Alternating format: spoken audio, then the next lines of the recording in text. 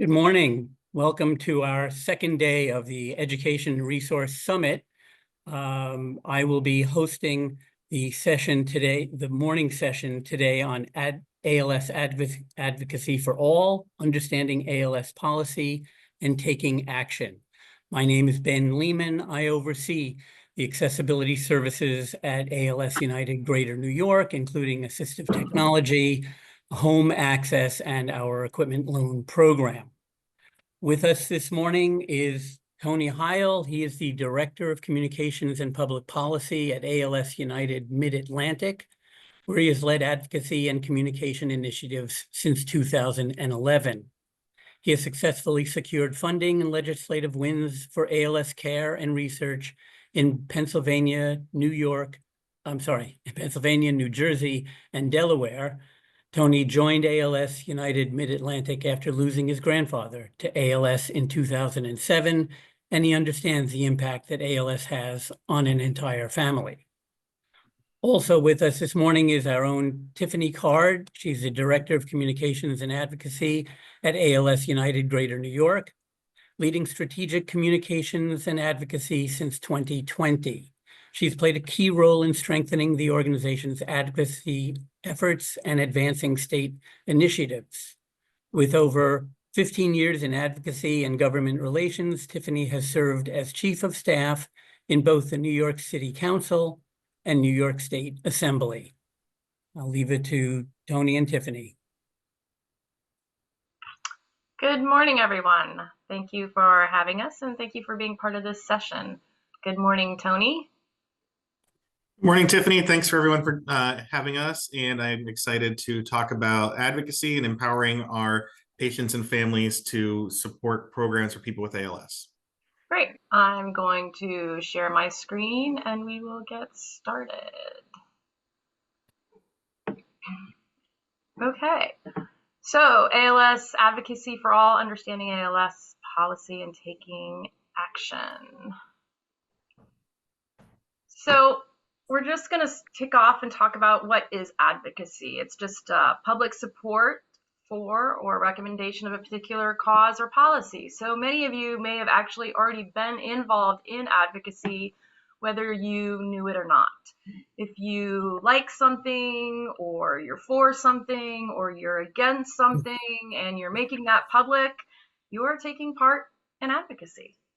And I pulled up and found this great quote from John Lewis, right? When you see something that is not right, not fair, not just, you have to speak up, you have to say something, and you have to do something. And I think, as we know with ALS, there's a lot of advocacy policies and legislation that we go to Albany in New York, or we go to Trenton in New Jersey, or we show up in Washington, D.C., and we make our voices heard to make changes in policy or appropriations. Anything you want to add to that, Tony? Yeah, you can see advocacy in action every single day. It's not always just being in front of your member of Congress.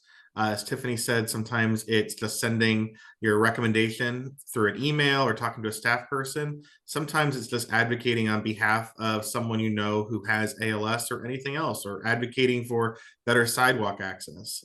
Every action you take adds up to something greater. Absolutely. And that includes social media, it includes phone calls, lots of different ways to become involved in advocacy. So some of advocacy success, sometimes I know that it's very overwhelming and thinking, well, you know, does anything really matter? Yes, it does. So one of the advocacy successes was shortening the 5-month waiting period for Social Security. When people received their benefit, they would often have to wait, or they did have to wait 5 months. And because of ALS advocacy and advocates like all of you, they were able to end that process. So now, instead of waiting 5 months, that period of time was eliminated. So now you get those benefits right away. which was crucial for those living with ALS. As we know, very often they don't have a lot of time, and 5 months can be a lifetime. Tony, why don't you take that one? So we also recently passed ACT for ALS, which had huge bipartisan support. This will help support research across the country and get more people into clinical trials and expanded access so more people may be eligible to receive different treatments. And that was a big bipartisan victory that only came about because people shared their stories with members of Congress. And we'll talk a little bit about that later, but that bill is up for reauthorization in 2026. So we will be again advocating for support of that legislation. And then another example is the Senator Elizabeth Dole 21st Century Veterans Healthcare and Benefits Improvement Act. This was another big win. As we know, veterans are twice as likely to get a diagnosis of ALS.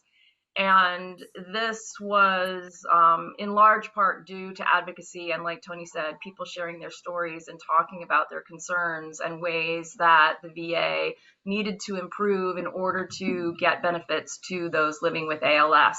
It was originally just a smaller bill, and then because of advocacy, it was rolled in with a bunch of other bills and became a much larger, healthier piece of legislation to really make improvements for folks that receive services through the VA. So we can see that those are 3 examples of how advocacy can win. Your voices can be heard and change can happen.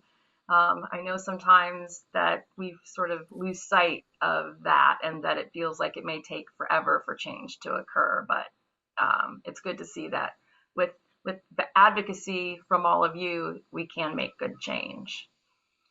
And I'd just like to add, that was really good that you pointed that out, Tiffany, with ending with the Elizabeth Dole Act, because it was an example of how, yes, we support ALS legislation, but sometimes we are adding our stories to broader things and part of a bigger community. So that was a very good thing to end on, because ALS can contribute to other advocacy as well.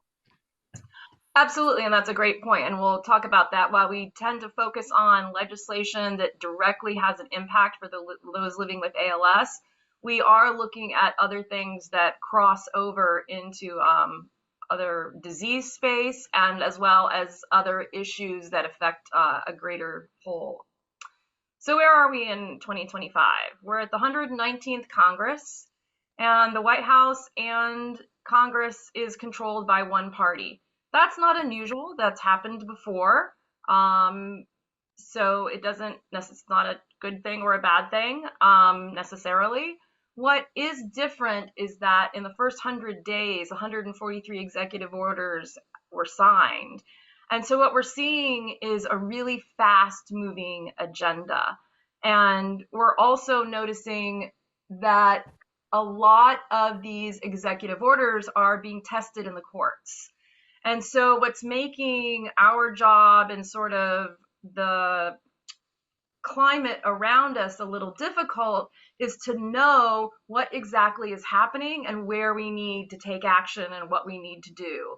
A quick example of that is some of the changes happening at the NIH and the CDC, which we will go over a little bit later.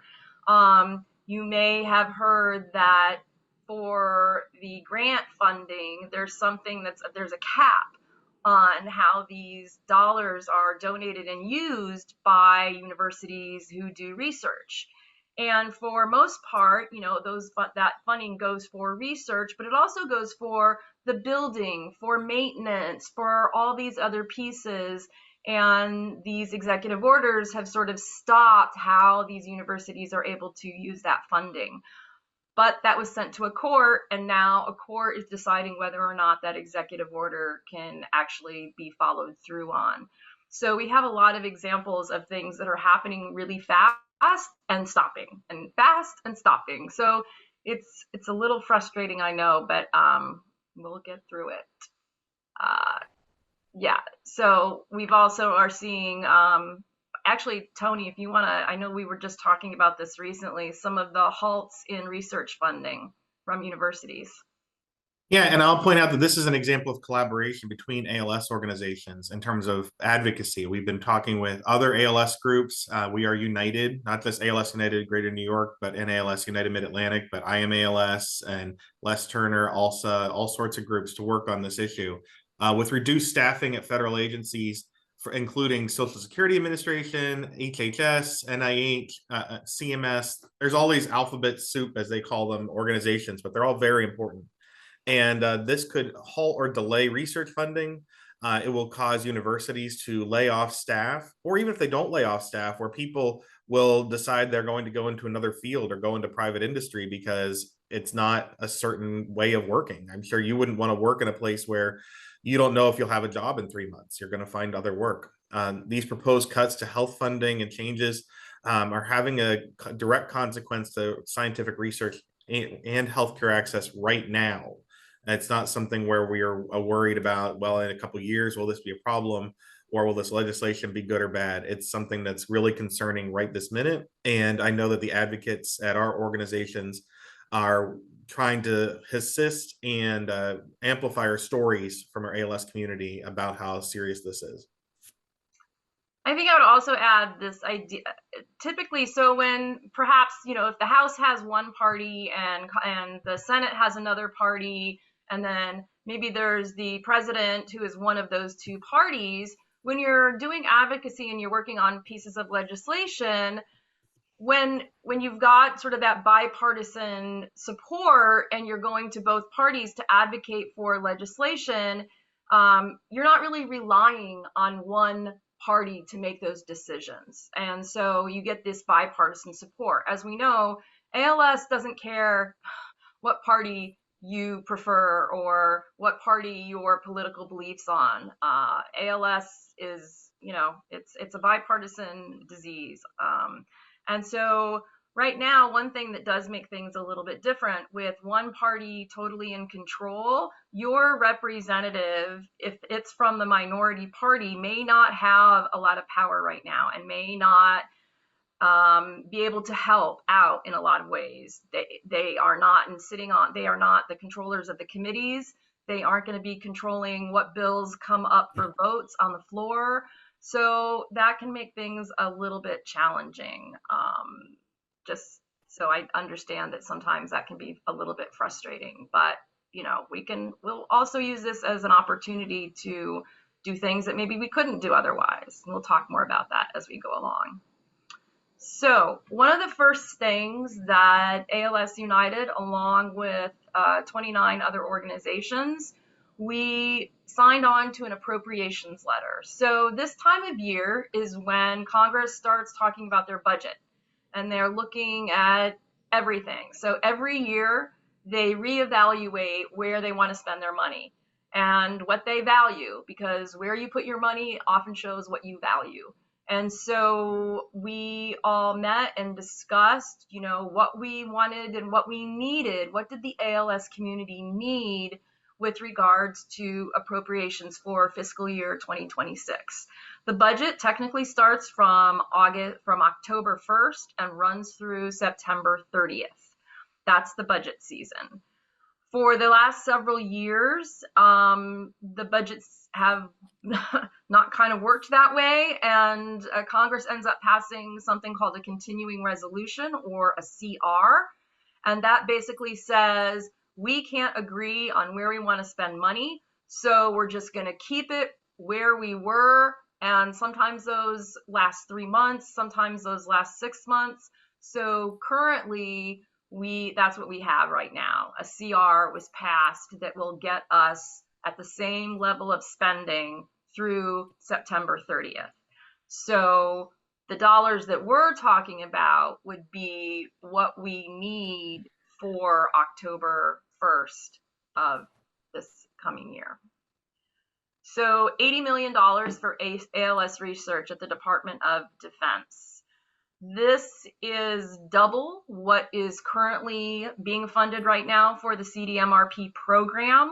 Currently, it's at $40 million. This was almost cut out of the CR this year. You may have heard that the CDMRP, the Department of Research, had cut their programs by 57%. Many of the other research programs did not make it back into the CR. However, this program did come back.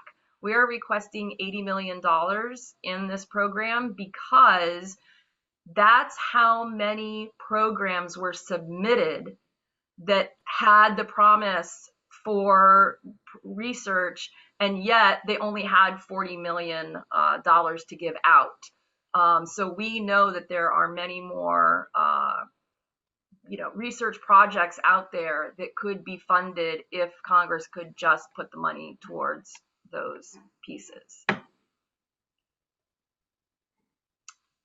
Tony, you can take that one. So we, like Tiffany said, we recently passed Act for ALS, and that is going to come up with for reauthorization. That is $100 million, and that's divided up between $75 million for the National Institutes for Health Expanded Access Program and $25 million for public-private partnerships and FDA research grants. This is hoping to expedite research and get more people involved in using some of those experimental treatments, being involved in different clinical trials if right now they don't qualify. So it's hard to get into clinical trials, and Act for ALS will demonstrate the urgency of ALS research and getting everyone involved. And that is the one that I mentioned that will come up for reauthorization next year. We have already started working collaboratively with other ALS organizations on exactly how best to advocate for the continuation of this program. And Tiffany and I are working on a committee on that, collecting testimonials from people who maybe they have been involved with expanded access at their research center. I know some people here in the Philadelphia area who have been, or they have benefited from some new therapies or drugs that have been approved, like Kasoldi for people with the SOD1 mutation. So if you have a testimonial you'd like to give about why you support this legislation, please let Tiffany know or myself, and we'd love to talk to you. The third one is $180 million at the National Institutes for Health, ALS research. Again, this is one of the items that's being talked about right now. I think RFK Jr. was testifying Wednesday, I believe it was, to the committees looking at the cuts. Right now, there's a discussion that the Department of Health is going to be completely reorganized.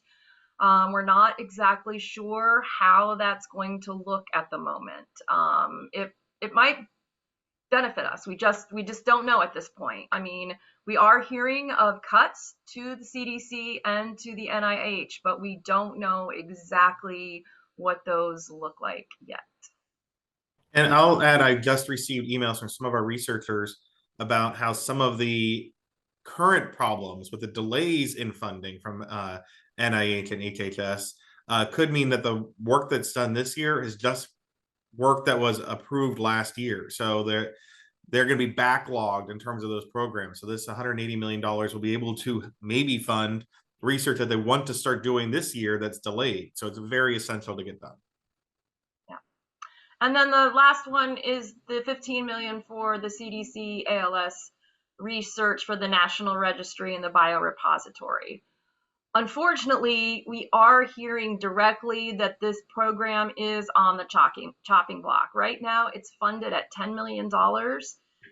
We are asking for 15. Whether we can actually even keep it is a question right now. So as I said, these were the asks that all the organizations came together and agreed on. So what happens now? So in the last part of April and the beginning of May, Tony and I were both in DC meeting with congressional representatives as well as advocates from New Jersey and New York, and also across the country from some of our other ALS United organizations, along with IMALS, asking that our Congress people maintain these programs and keep them at this dollar level. So we signed a letter. Then we also are, the Senate and the House, when they are in Congress, they circulate a letter amongst themselves for priorities that they want to see funded. And that's something called the Dear Colleague letters. So right now, the Senate is circulating a letter trying to make sure that the funding for ALS gets through. And so we are asking that advocates ask their congresspeople to sign on to those letters. So that's happening in the Senate.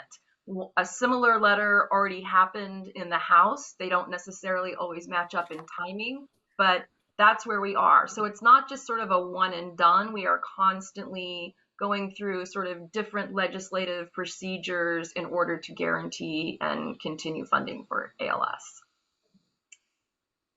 So how does ALS United sort of decide, what, with everything that's going on, how do we decide, what we're going to do and how we're going to do it and what we're going to focus on?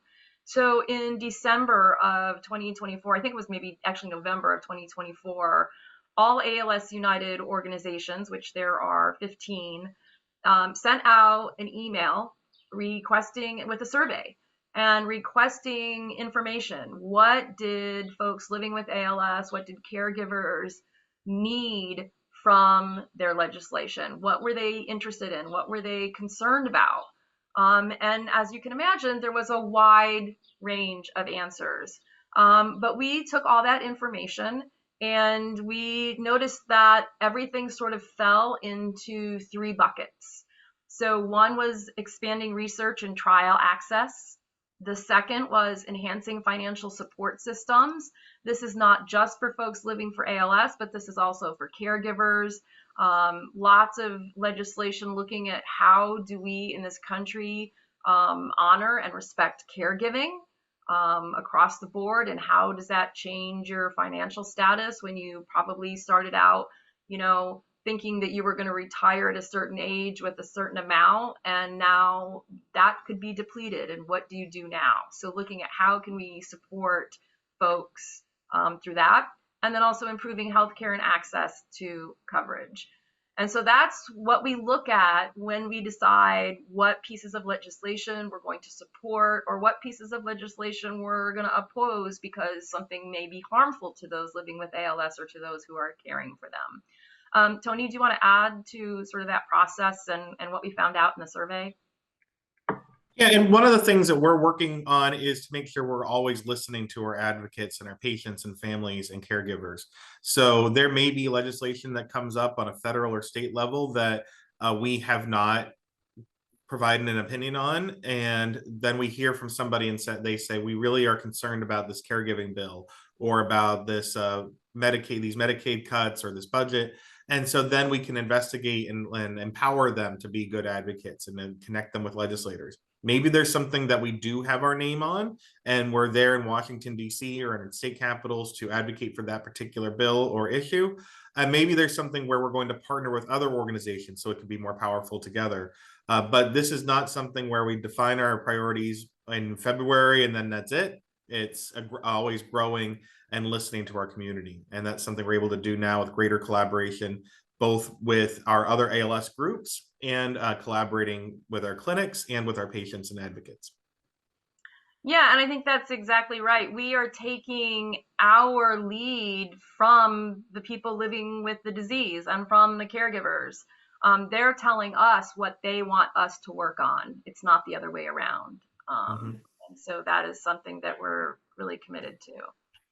So that's sort of like how do you pick legislation? So that kind of gets to what we're going to talk about now, which is so after the budget process, which in a normal year would sort of the 2 sides, the Senate and the House, would come to an agreement on the budget and they would get it to the president and the president would sign on it. And then we're kind of off to the races with looking at all the other issues.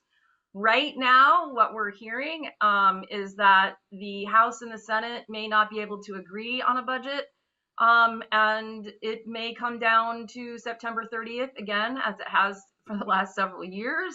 So we'll see. We'll keep an eye on that. But we want to keep moving and talk about some of the legislation that we are supporting and working on.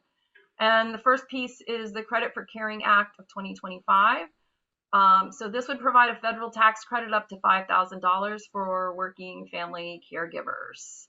And we can, certainly send out more information, and we'll be working more along these lines again. So this is one of those bills, as Tony mentioned, that really crosses beyond just ALS. So there are a lot of organizations working to support this piece of legislation. And Tony, you want to take that one? So the Connect for Health Act will expand coverage for telehealth services through Medicare and make the pandemic telehealth flexibilities permanent. And this has large bipartisan support, and you probably have used this yourself. I know here in Pennsylvania, we have some people with ALS who moved and they wanted to stay connected with their clinic. We also know people who just live in more rural areas. If you've ever heard of Tioga County, which is bordering New York and Pennsylvania, there's not a lot of people there, and it's a long drive to get to the closest clinic, and they might not need to go all the time. So having telehealth will help. And the other thing with the Connect for Health Act and Credit for Caring is that neither of them are only ALS specific. So it's not like it's all on our shoulders to get them passed. Third one I listed here is the Justice for ALS Veterans Act. So this seeks to increase the dependency indemnity compensation for surviving spouses and families of veterans who died of service-connected ALS. So again, this is specifically for folks living with ALS and their dependents, and making sure that this legislation provides the recognition and assistance that these families deserve. So these are just sort of three of the pieces of legislation that we have at the moment. There are a few others that I will mention, but they haven't been reintroduced yet. So one is the ALS Better Care Act that would increase the amount that ALS clinics receive from Medicare for seeing those living with ALS. That was, I think, introduced maybe in 2023, and it has not been reintroduced as of yet. If it is reintroduced, we would be supporting that as well. And another one is the Healthy Brains Act, which would require the NIH to establish a program called Collaborative Centers for Neurodegenerative Diseases, Environmental Research to conduct and support this basic applied clinical research. That has not been reintroduced. The congressperson who actually introduced that, Congressperson Wexton, actually retired after a diagnosis of supranuclear palsy. So it's just going to be a matter of another congressperson picking up that legislation and wanting to move that forward. So that's where we are on appropriations, and that's where we are on the federal legislation. And Tony and I share ALS United Greater New York and ALS United Mid-Atlantic share New Jersey. So we work very closely on issues that are happening in New Jersey. ALS United Greater New York covers Long Island, all the 5 boroughs, and the Hudson Valley. And so I'll tell you a little bit about what we're doing in New York. Here is that a bill was introduced by Senator Scarlett Spanton. She's the chair of the Veterans Committee, and Assemblymember Stern, who's also the chair of the Veterans Committee in the Assembly. They are looking to create an ALS registry that would be for New York. Unlike the CDC registry, which is self-reported, this would be a mandated registry that medical professionals would report cases of ALS to the Department of Health. This would substantially help research. It would help identify where we're missing folks. Maybe there are folks in areas that aren't able to get to clinic. How can we best assist them if we know where all the cases are? This is especially important given the fact that we are looking at the real possibility of the CDC ending the registry, the national registry. Right now, there are a few other states that have already started this. Massachusetts did it several years ago, Vermont and Maine, and California's will start in 2026. So New York would be another state that would start to be able to really, this would incredibly help research. The other piece of legislation that we're supporting is the genetic testing anti-discrimination bill. So this basically prohibits insurance companies from discriminating against folks for genetic predisposition, including refusing to reissue or renew and changing any increased rates on the basis of the possibility of you getting that genetic test. So we're working on both of those pieces of legislation for New York. And Tony, I'll let you take New Jersey. Great. I'd love to have it. So New Jersey is right now we're requesting $750,000 to be reinstated in the state budget to fund ALS care for our programs. That those care services include our clinics and home care services, durable medical equipment, social work services, nursing, and other kinds of grants that we use for our ALS families in New Jersey. The governor has scaled back our funding and cut it, so we're working with legislators in the budget process to restore $750,000. And we hope that you will join us if you're in New Jersey.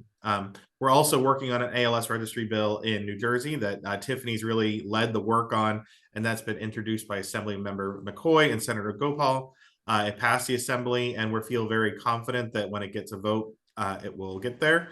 The thing about politics sometimes, not just about opposition or support, but just if these legislators find this a priority, because they only have so much time sometimes, and it takes that regular work of making sure they're paying attention to ALS. So if you think you reach out to somebody once and that was enough, it's never enough. So we appreciate your support.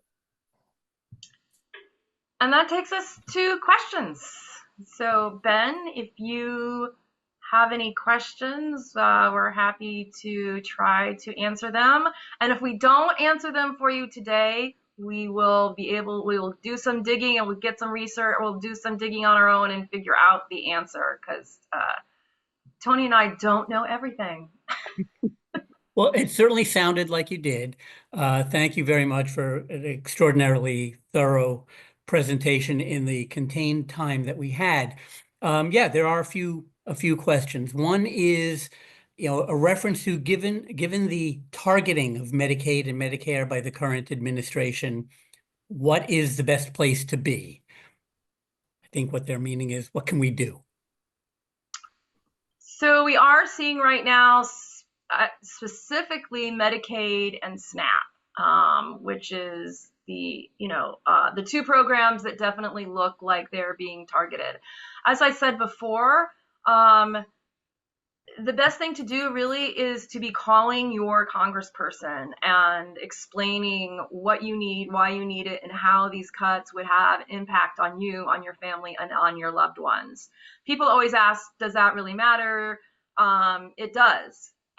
When I was in DC I don't remember what week it is, but I think it was last week, there were people, they had staffers, in several of the offices, 2 staffers, all they were doing were answering phone calls and logging in what those folks were saying.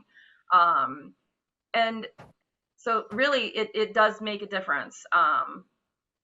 Social media sometimes works, but definitely calling every day, making those phone calls if you're able, if it's possible, is really what we can do right now. That kind of leads into, I'm sorry, Tony, go ahead. I was going to say, sometimes it really helps to reach out to someone like Tiffany or myself if you're in New Jersey or New York, and if you can find out who is the right staff person to reach out to. The people in our states probably are very sympathetic to these issues. I'll just put it that way. And so if we say, reach out to us and we can connect you with the right staff person, or collect those stories and say, I heard from Ben, I heard from Mike, I heard from Samantha. These are their stories, and we want to share them with you about what the impact is and their fears there. The Medicaid cuts, a lot of that they're talking about are something called work requirements. And a lot of what that means is a lot of paperwork issues or ways that could really delay care or If you have a couple errors in your paperwork, maybe you don't get Medicaid services or it takes longer to get them. And with ALS, time is of the essence. And so that sounds fine to some people. Of course, you should try and work, but it's those things that drop people from the roles. And we want people to understand the details of those issues. I think both of you have kind of led into this next question. What stories do you think will resonate most with this new administration? So one of the things we are hearing is that we want to focus on the positive things, right?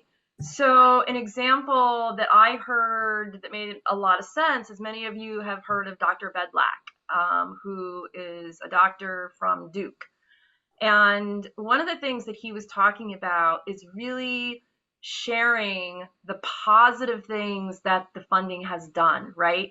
So the US is already great. The US has some of the top scientists and some of the top researchers in the world. In fact, tofersen was developed here in the United States.